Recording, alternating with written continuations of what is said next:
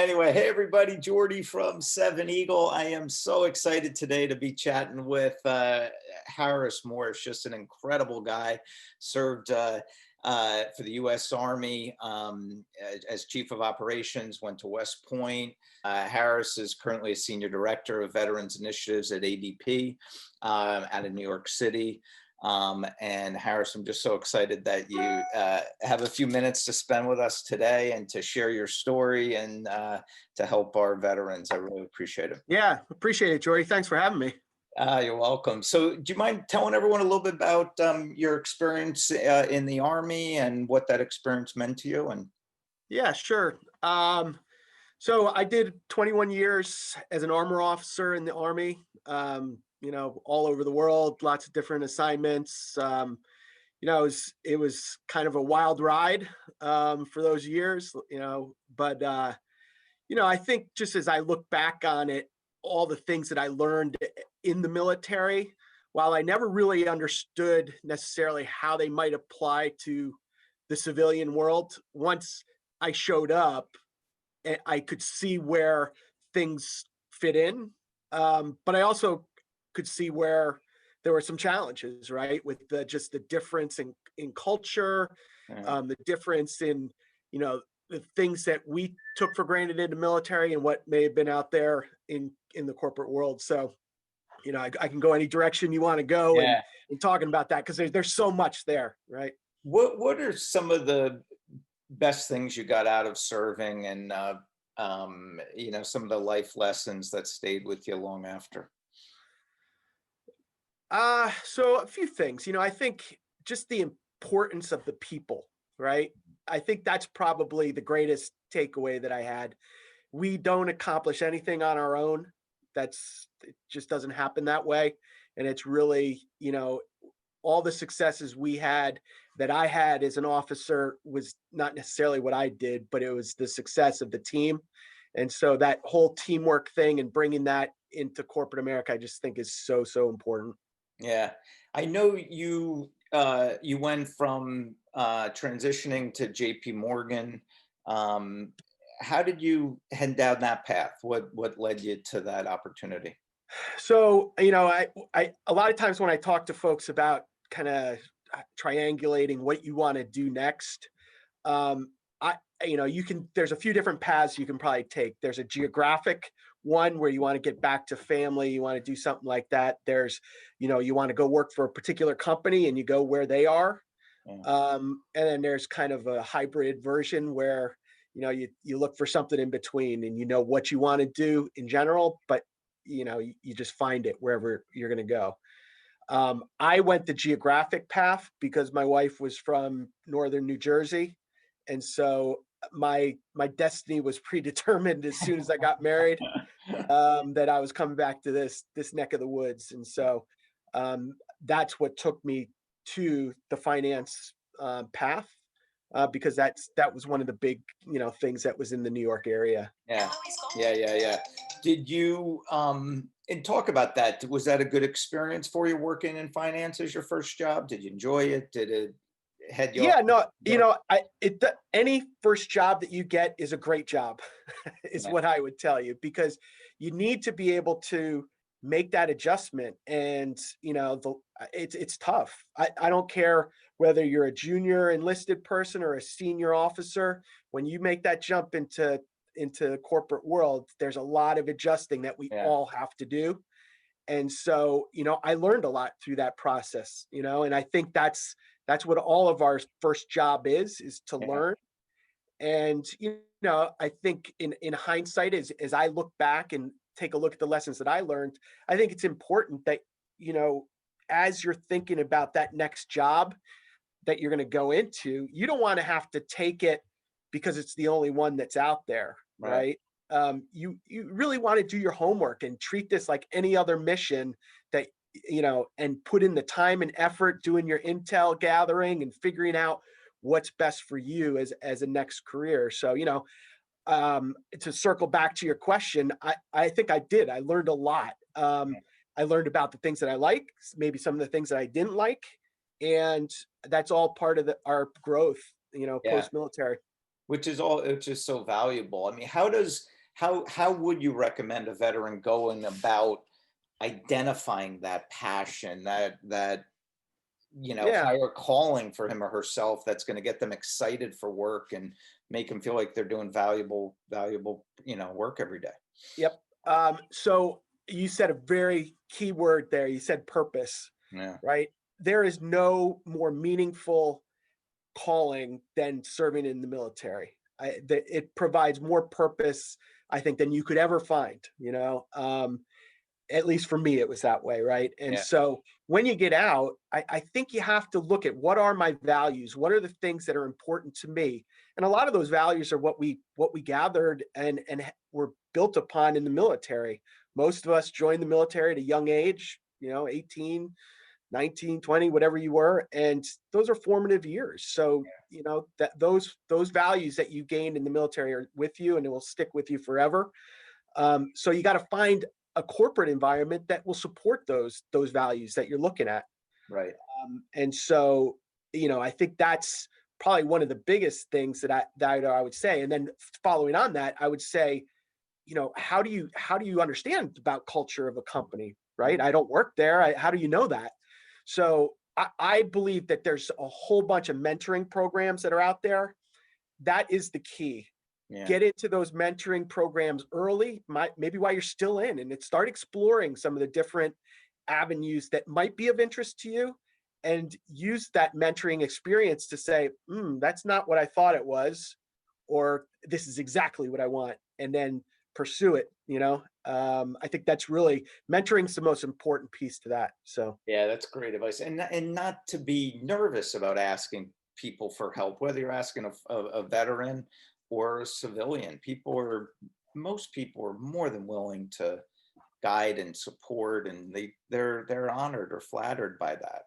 yeah, Jordy, I'll tell you, I tell all the veterans that I talk to, you can go on LinkedIn, you can do a search of a company, do an advanced search of the company, U.S. Army or Yeah, whatever service you were in, go from project manager, whatever it is you're looking for, and find that person. And yeah, I'm telling you, 95% of them are going to at least return the call and right, talk to you and give you some advice.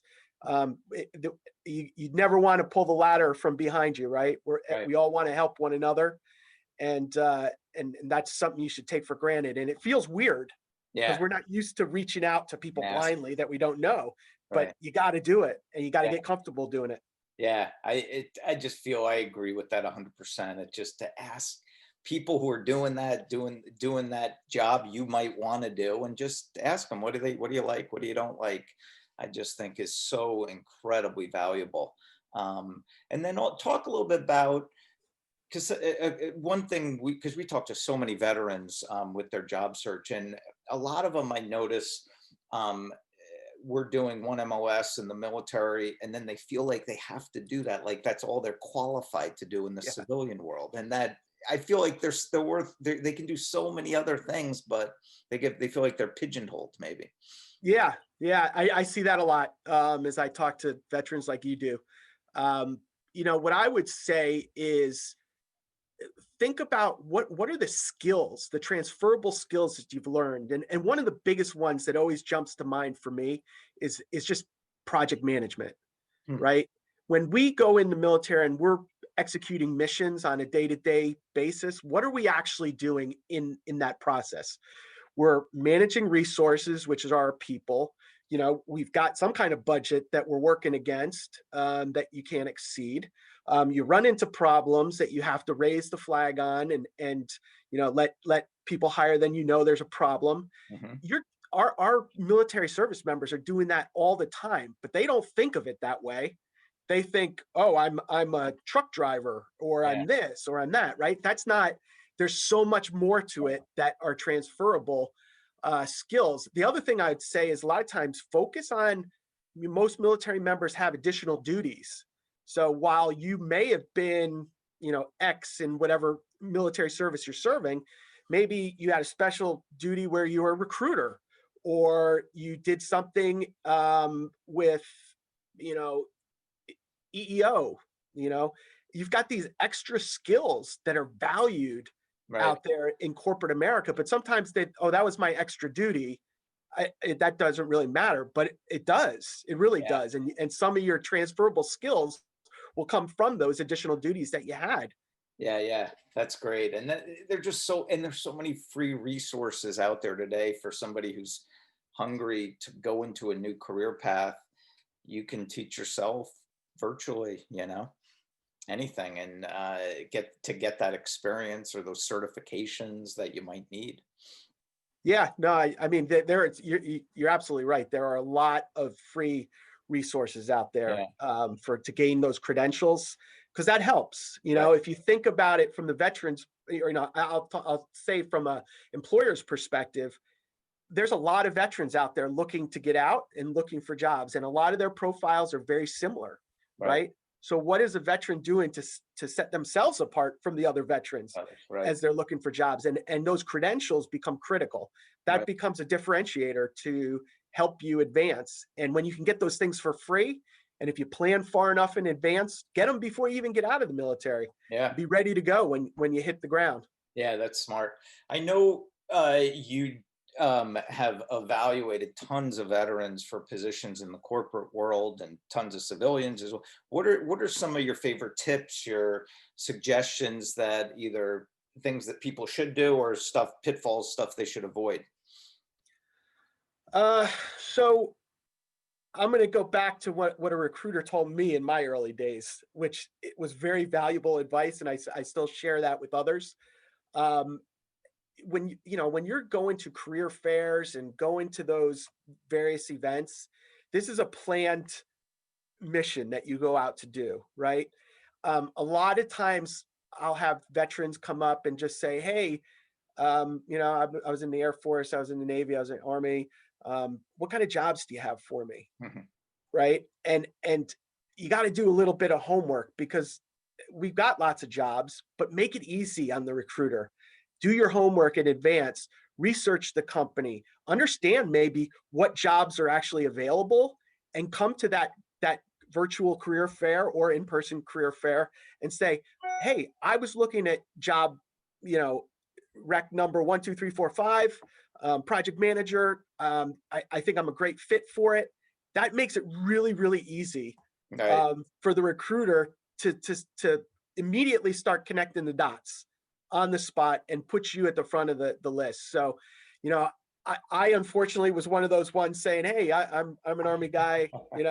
What do you got for me?" Yeah. And that doesn't help. You got to do better than that. Yeah. And so, That's good. And it sort of circles back to your advice earlier about networking. It's like if you're going to, when you start reaching out to people, ask them for advice. Don't ask them for a job. Don't go right at them. Hey, what do you have for me? Here's my resume. People will get the hint that you're looking and, you know, yep, that whole word of exploratory, right? yeah, It's you're out there just wanting to learn. And that's I think you're spot on. The yeah, first comment you shouldn't be saying, "Hey, I'm looking for work," right, and you're desperately looking for work. right. Yeah. Uh, try to make those connections early on and keep those connections, going. Yeah, that's great. We work with tons of employers, whether CEO or VP or HR director. Most of them are civilians. Um, what advice would you have for them about why they should hire a veteran? What does a veteran bring to the table, to their workforce, to their team? Sure. So right off the top, obviously, there's this diversity thing that people will think of veterans as a diverse group, but even inside of veterans, right, it's an extremely diverse set of people. So, I think that's one of the big things that you need to highlight. I would say also looking at kind of diversity of thought, right? Mhm. And how a veteran may approach a problem as part of a larger team is beneficial to the larger organization. There's usually a corporate way of going at problem solving, and sometimes veterans come in and have a just based on their military experience can provide a value to the company of like, have you ever thought about something like this or Yeah, this way? So, I think those are kind of two that right off the top. Obviously, they've got lots of transferable skills um, that they bring, Yeah. whether that be the leadership component or just dealing with people. I was having a conversation the other day with a veteran, and we were talking about like HR departments. There's a whole group of people that do that in corporate America, Yeah. right? Whereas in the military, every one of us as a leader was that HR person for Yeah. our platoon, for our company, our Yeah. battalion, whatever it was, our squad. That was our responsibility. So we kind of understand those things inherently. Yeah. And so, again, those are things that are valuable out there in the corporate world. So Yeah. What about like the the perseverance of a veteran, like to never give up? That's ingrained in you, right? All throughout your absolutely. training and your, it's not like quit is not a word that veterans use, right? Yeah, no, I mean, I guess I take that for granted.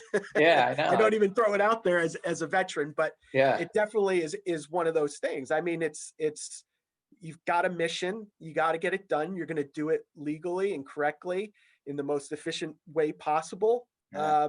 And you know, that's kind of just in our DNA as veterans. So yeah, I mean, and I think honestly, I think most people understand that Yeah. that may not have served. They understand that you're going to get the stuff done, and they see that. I think the leadership in the company would see that. Yeah. Do you feel a veteran working in a company with mostly civilians could raise the level of the performance of the civilians? That attitudes, those character traits can rub off on other people.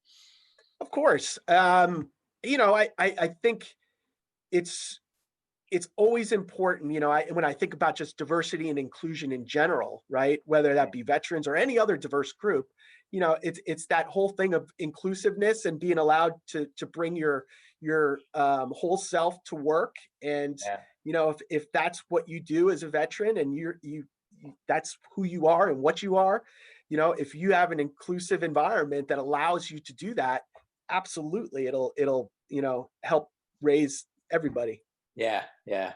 Harris, I can't thank you enough for this. This is the sharing your story and all these great tips. I just love this about you, how you just care so deeply about your fellow soldiers and paying it forward and helping the men and women who, a lot of them might be struggling right now, out of work, Yeah. underemployed. Just they need to hear stories like this. So thank you so much for coming on and spending a few minutes with me today.